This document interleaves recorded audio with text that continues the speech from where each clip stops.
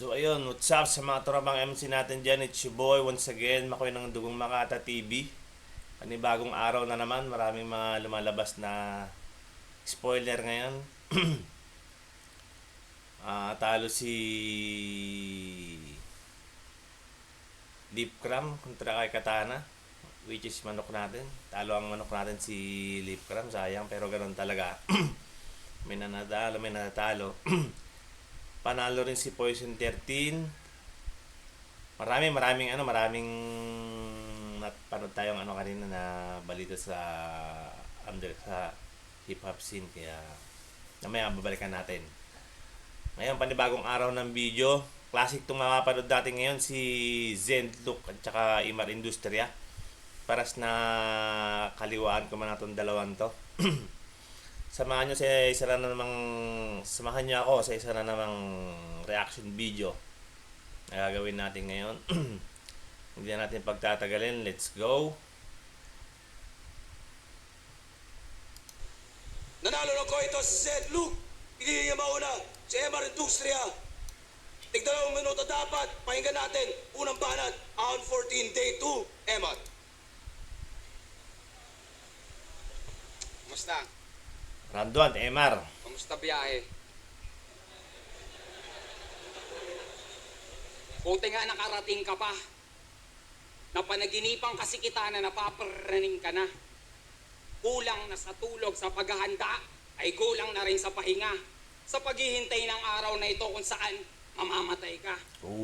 Malabo pa sa ating palinawin. Bawat rima, Pilipino, tong kalaban, gigilingin. Sasalain na maigi mula itaas, sihilahin. Kakalad ka rin ka sa dilim, pailalim at padiin. Kita susukatin. At parang babarahan. Itong binabae na barbaro. Habang binabarang ka ng barang, bumabara sa utak mo. Pati angkan ito madadamay, isasagad hanggang buto. Panoorin mong naaabo, kaluluwa ng lolo mo, kausap ko ang iyong apo. Mura matrat na kagad si Emar, no? Sa hinaharap Ang lolo nyo, huwag nyo gagayahin to, tarantado to. Kaya pupuruan ko to ng purong metapora, purong Tagalog na magpapaurong ng yung dila nang hindi na kayo, makarinig pa ng kulam na walang bisa, Kulam na walang bisa? Ang labo, no? Ang wikang walang usisa na galing sa halimaw pa daw na hinihiga. Halimaw na hinihikan. Meron bang ganon? Magaling to si Emma. At puro lang kapantasan, pwes ito'y pintas sa iyong kapintasan. Kumpas pa lang ng aking pantas ay tastas ka't magkakalasan. At saka itaas-taasan, tapos na kitang mapagbayaran. Kaya kahit patayin kita ngayon ay wala na akong kasalanan. Antindi noon, pumatay nang walang kasalanan. Ayos lang. Salamat sa Diyos. Na-arbor na kasi kita, nasa sinapupunan ka pa lang. Hindi noon. Na-arbor, nasa sinapupunan pa lang. Na-arbor na. Kaya kinaaawaan na kita, nagsisimula ka pa lang. Yung unang kanta mong naisulat, ibinulong ko yun sa'yo nang hindi mo alam. Hindi noon. Pinatubo kita at pinabunga nang may ngunguyain akong kaluluwa sa panahon ng pagkalam ng aking sigmurang tumutunaw lang ng makatang pampantasya. Ito'y pag-asa ng pagbasa ng paghasa ng panlasa. Turako ang kamalasa ng paglalakbay mong dito madidisgrasya. Dahil buhay at kamatayan ang ating distansya, kaya huwag ka nang umasa, magapi mo ko'y mananatiling pagnanasa, dinaragdagan mo lang ang masasakit mong ala-ala. What's up? Walang ang crowd kaya ginising niya. Walang reaction kaya ginising niya. Yun na pala yung round 1 niya, ni Zenlook. Tapos na pala yung round 1 niya doon. Ilan lang yung naging hitmaker na doon na linya niya. Pakinggan natin round 1 ni Zenlook.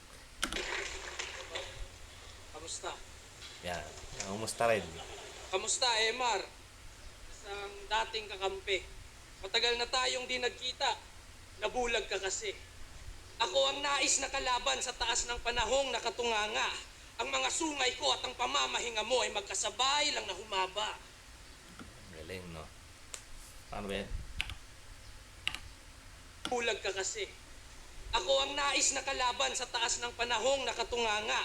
Ang mga sungay ko at ang pamamahinga mo ay magkasabay lang na humaba. Galing. Pamamahinga at sungay sabay humaba. Pamamahinga at sungay sabay humaba. Mahal na mahal mo ang katamaran. Yun ang hindi ko maarok. Pinaghahanda mo pa ng merienda pag dumadalaw ang antok. Tambay. Pinaghahanda ang merienda. Kapag dumadalaw ang antok, ano naman nun, para kakalobo. Hilata, pagmumuni-muni lang ang trabaho mo, pre. Sana mabagsak ka ng troso itong nagbibilang ng poste. Bibilan ng Kung makapal ang iyong apog, mahihiya ka na tol. Balag kalabaw na tapat sa itak ng matador. Luzon, Visayas, Mindanao, sa tunog ko binabiyahe. Di nagsusulat sa tubig pero dumadaloy ang mensahe. Galing naman, no? Di nagsusulat sa tubig pero dumadaloy ang mensahe. Galing.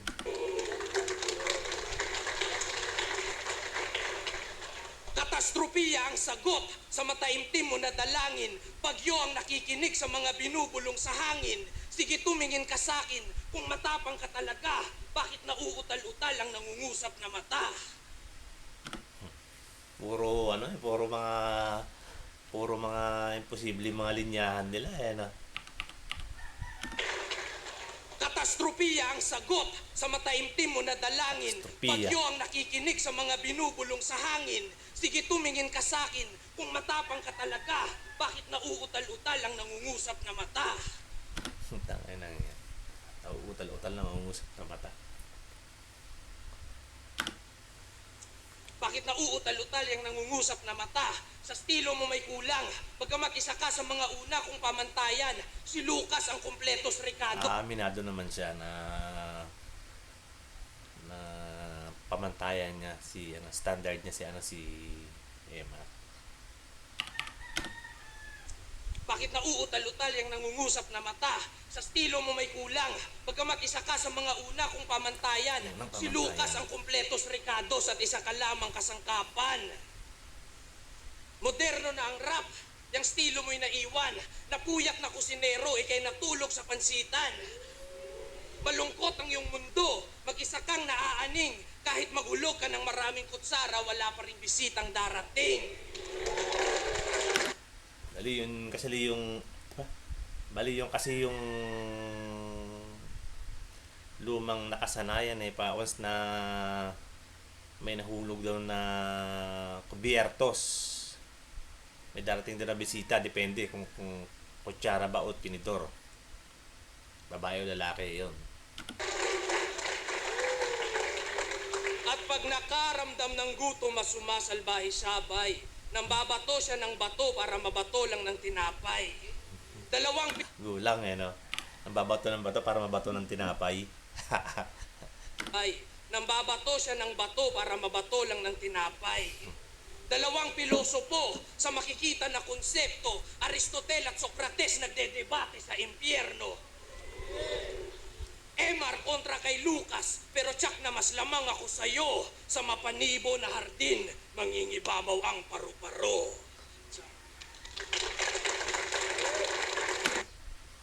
So, tapos na rin yun na rin yung round 1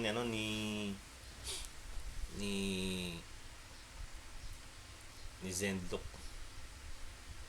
Mas maganda pa rin yung nilatag niya ni Emar. Mas maras pa rin gumamat ng Tagalog. Iba pa rin yung mga linyahan niya. Round 2, Emar, pakinggan natin. Wag naman. Grabe ka. Pag ako sigawan, hindi ako pang-ubusan ng boses, pang-ubusan ako ng lahi. Yang hypnotismo mo, sa akin ngayon nananalamin. Kaya sa'yo, sumasabi. Ang agimat mong dala ng tinitigan ko'y biglang nahati. Pati mga anghel de la guardia mo'y pinapakulukan ko na sa talyase. Agresibo lang ito, manalita, ngunit ang asignatura hindi epektibo. kaya hindi integratibo, kaya hindi mo aralang yung estilo. Tingin ko nga sa'yo, sintu-sintu ka pati ang iyong kolektibo. Kakatanong mo kay tatalino, tinakwil ka na ng sarili mong tribo, tapos dito ka susuot, dito sisiksik. Sa mundo kong nilikha, ikakamatay mo ang pananaliksik. Sige, dito ka sumuot.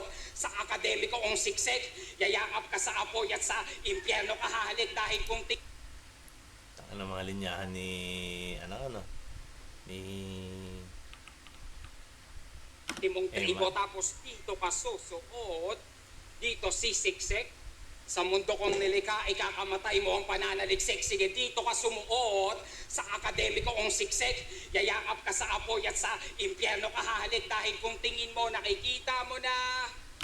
ano mga linyahan niyan, lintik na. Dang lalalim.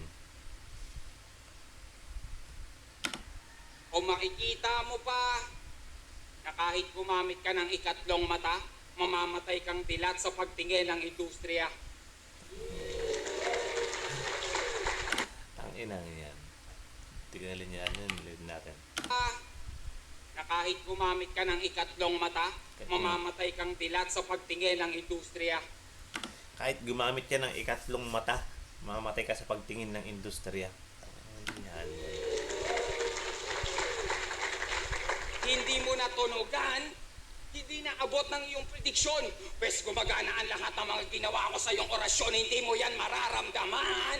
Ang lason at ang infeksyon, kasi hindi sakit ang pumapatay sa iyo, kundi ang iyong desisyon. Kaya tagto sa taluturan.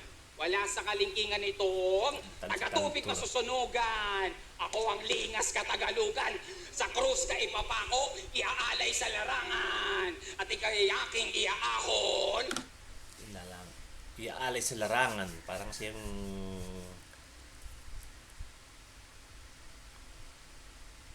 umras. Parang alay yun na. Sinabi alay. Para sa ere kapugutan at maging saksi ang mundo. Sa Eric Pugal, yung tingnan. Siyempre, at para maging saksi ang mundo at ang isang katauhan na ang blankong sined ay dapat lang na minamata para matauhan. Iaalay na rin sa iyo ang hindi malimutang kalungkutan na magpapantay sa mga paa mo habang ikaw ay lumulutang. Ikaw. Yan ang mga linyahan yan. Matauhan! Iaalay na rin sa iyo ang hindi malimutang kalungkutan na magpapantay sa mga paa mo habang ikaw ay lumulutang.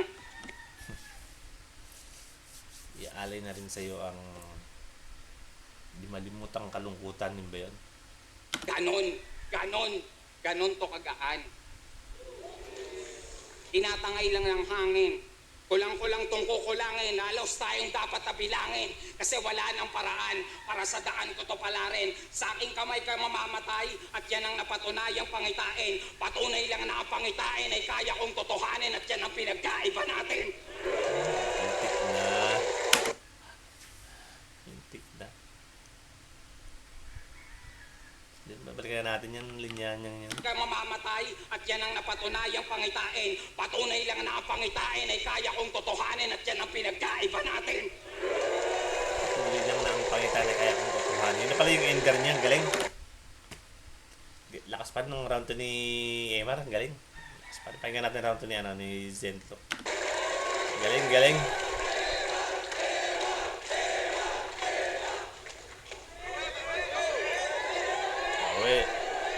Ito na round 2 ni Zentluk. Tapos na yung round 2 ni Emar, ganda. Lakas pa rin. Wag naman ganun. Kaibigan mo ko, Emar. Pwede mo kong ituring nakakampi. Mahaba pa ang buhay, ayos lang magkamali. Oo nga naman. Kung ang oras ay ginto, doon ka nagmadali. Dumadami ang iyong kasalanan dahil sa ninanakaw na sandali. Mahihirapan magdurusa kung kaluluwang nilitis. Ako'y empleyado sa purgatorio at ang trabaho ko ay tigalinis. Didisiplinahin, paparusahan, tung kawatan na salarin, mapuputulan ng daliri itong kumakapit sa patalim. Mapuputulan to ng daliri ang kumakapit sa patalim. Kaliwa ka ng kaliwa, Walang problema, halasige. Ang kaso di ka nananalo, nananatili kang kadire. Ang rason kapag natalo, di naintindihang maigi. Mag-aral ka na lang ng Aikido, magaling ka lang magdepensa sa sarili. Matata mo ay kahihiyan dito sa patayan hanggang dulo. Wala ka ng mukhang maihaharap kapag naputulan ka ng ulo. May espada at martilyo. Walang mukhang may harap kapag naputulan ng ulo. Tama nga naman. Pensa sa sarili. Matata mo ay kahihiyan dito sa patayan hanggang dulo. Wala ka ng mukhang maihaharap kapag naputulan ka ng ulo. May espada at martilyo, pangbarbaro ang aking asal. Tunggaling sa gintong dekada, dadalhin ko sa panahon ng bakal. Ano yung panahon ng bakal. Muntik na mga linyahan eh, no? Gutom na matuto, lungkot sa loob mapanlumo, luhod at sunod sa buod at panuto, punso na may nuno, tungkod ng pangturo, tugtog malaguro, bugok at bulok na busog sa tulog na bangungot. Yan Tuot ang na kusog mga kumo, sa bungo na sulod pagkabuno. Dugo magulot na buo na pagguho, tutok sa pagtupok, sunog sa pagsuyo, tunog malaguro, lubog ang pulok sang bundok at puok paroon at patungo. Ganda ng mga linya, mga rhyming niya, no, ni Zentlook. Magaling sa rhyming, sa tugmaan. Usok, industrialismo, pagkawasak ang sigawan. Kung may tenga ang lupa, naririnig ka ng kalikasan. Walang makakaalam na ako ang pumatay sa'yo. May pakpak ang balita pero nahagip ng aking palaso. Ang lakas, no? May pakpak ang balita pero nahagip ng aking palaso. Puto lang. Tignan. Naputol ang puno ng buhay at ginawa ang sagrado kong papel. Ang panulat ko'y balahibong binunot mula sa pakpak ng arkanghel. Sumindi ako ng kabuti at tinaktak ko ng ganto at ginawa ng Diyos ang tao galing sa nahulog na apo. Papatunayan kong mali ang nagsasabing kami pareha. Magkaiba tayo ng tela sa pagtatahi ng letra. Ako sa liriko may puwersa, sa pandinig mabenta. Parang galit na buksingero, ito'y kumakagat sa tenga. Itsura ba... Si, ano yun eh, reference niya doon, si Tyson, laban niya dati kay Holyfield. ay magkamukha? Para sa akin ay insulto. Kung Diyos ang sining, ako ang sining, ito'y isa sa aking ribulto. Tung kauri tatalunin, magkalaban na tayo bay. Wala na ang daan ng mga tumakas, sinulog ko na ang tulay. Itong kauri, tatalunin, yun nga, kaparehas niyang left field eh. Kaliwaan ko man na, kaya kauri. Yung ano niya. Round 2 ni, yun na rin pala ender niya. Yun na rin pala ender ni Zentlook. Ang ganda ng mga flow niya, ganda ng flow ng tugmaan niya. Parang holo, mga datingan. Pero mas mabigat pa rin mga linyahan ni, ni MR. Round 3, MR, pakinggan natin.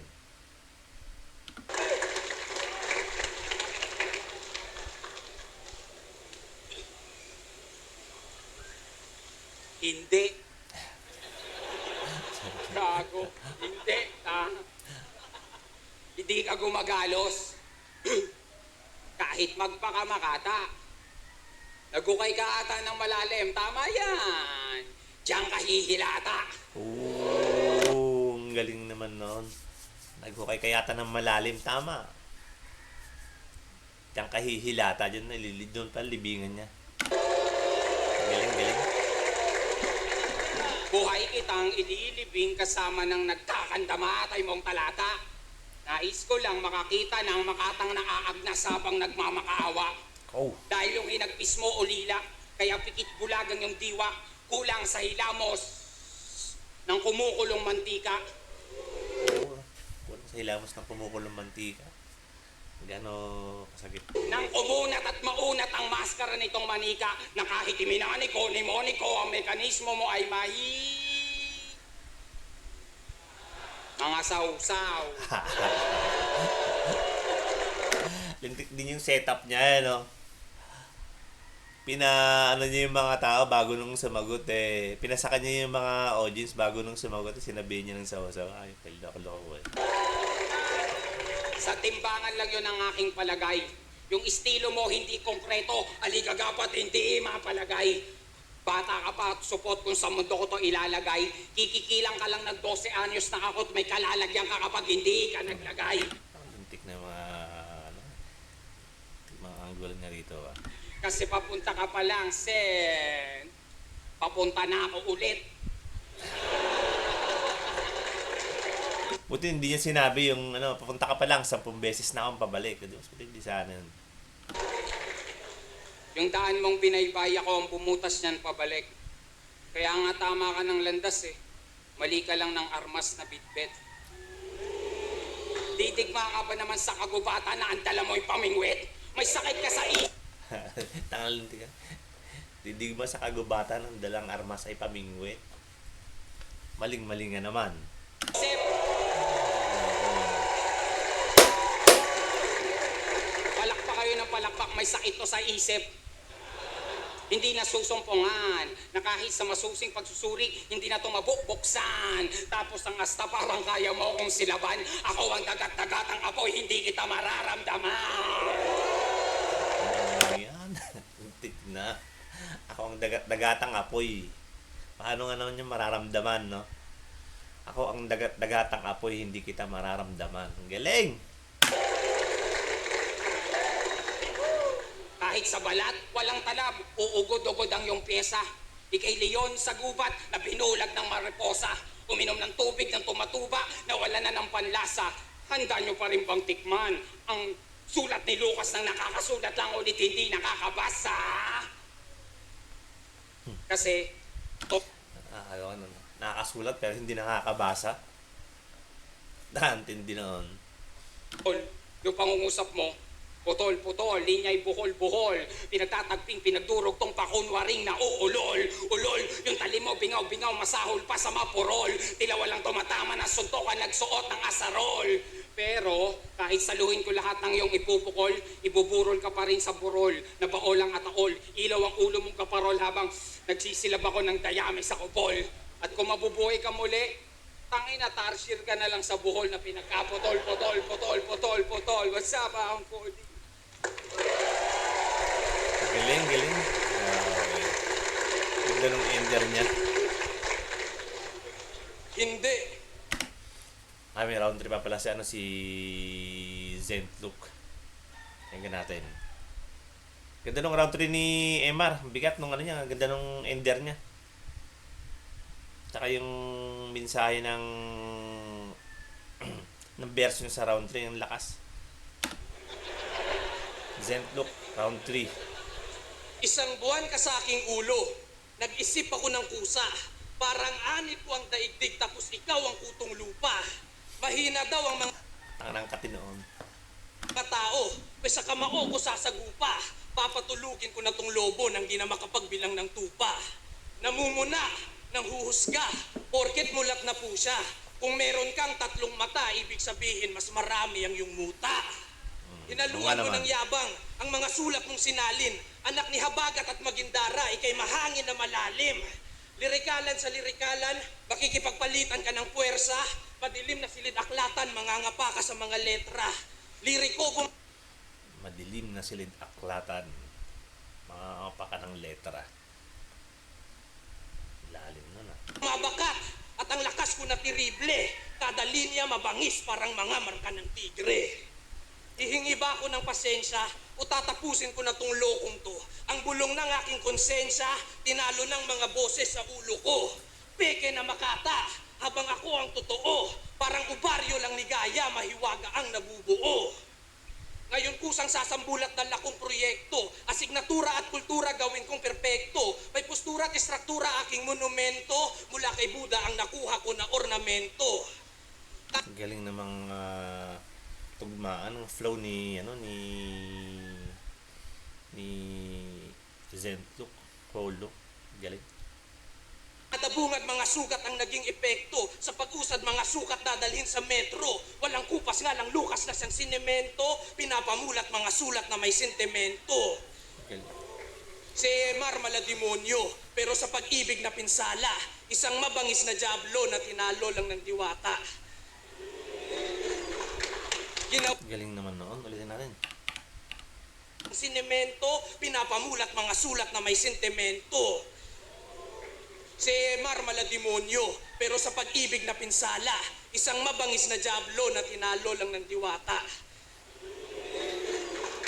Isang mabangis na Diablo na na tinalo lang ng diwata.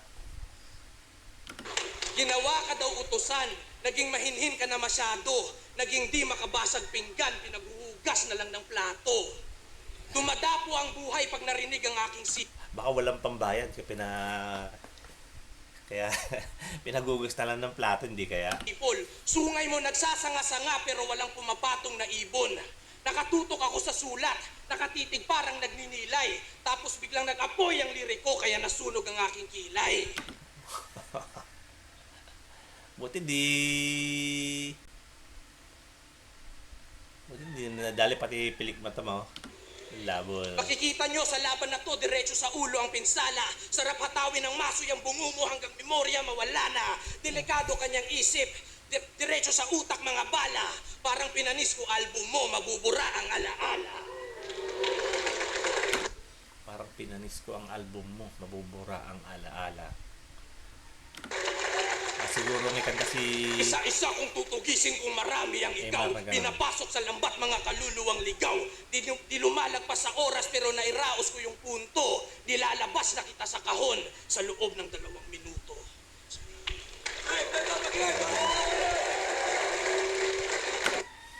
Galing. Ang ganda rin nung round 3 ni Zentluk. Magaling ni Zentluk sa flow, sa tugmaan. Napakaganda ng mga flow niya. Holo yung mga tugmaan niya. Multi. Holo. Si Emar naman. Ibang lalim ng Tagalog niya. Masakit siya magbigay ng Tagalog. Mas marahas siya magbigay, pero pakinggan natin anong resulta. Round 14. Zed Luke first. Emar, mag-iayos pang beses kung nagustuhan niyo yung laban na yun.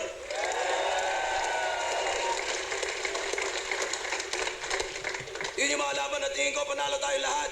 Pero huwag niyo ipakita sa mga bata dahil napakabastos, napakabulgar, puro mura. Pero ang boto ng urado, 5-0. Mag-iayos tayo lahat para kay Emar Industria.